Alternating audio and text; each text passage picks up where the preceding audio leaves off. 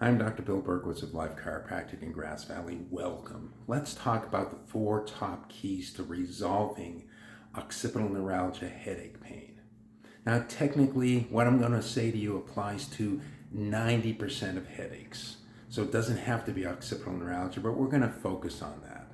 What is occipital neuralgia? It's an inflammation, irritation of the occipital nerves that come out of the upper neck and travel up into the head. And that pain is typically experienced in the upper neck, the back of the head, and oftentimes behind one eye. So what are the 4 keys? I'm going to show you a model.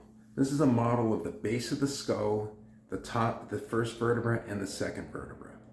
We want the base of the skull, the occiput, to be able to rock back and forth on the top vertebra.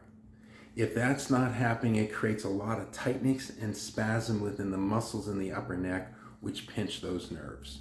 So key number 1 is to free the occiput. It should be able to nod back and forth. The second key is the atlas, the top vertebra, C1.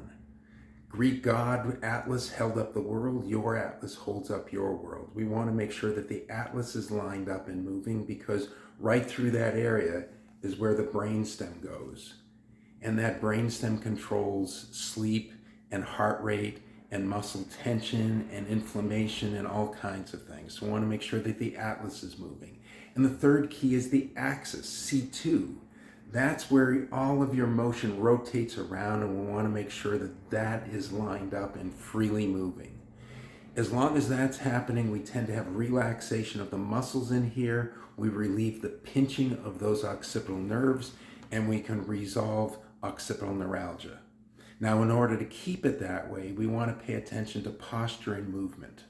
The average head weighs about 11 pounds, and every inch that the head moves in front of the shoulders is like adding another 11 pounds to the muscles of the neck to hold up. And most of that is borne by those small little muscles in the upper neck between the occiput, C1 and C2. So if your head is forward, it tends to lock up those muscles, which tend to pinch the occipital nerves, which sets you up for occipital neuralgia. Now make sure to go and subscribe to my social media channels. I post regularly.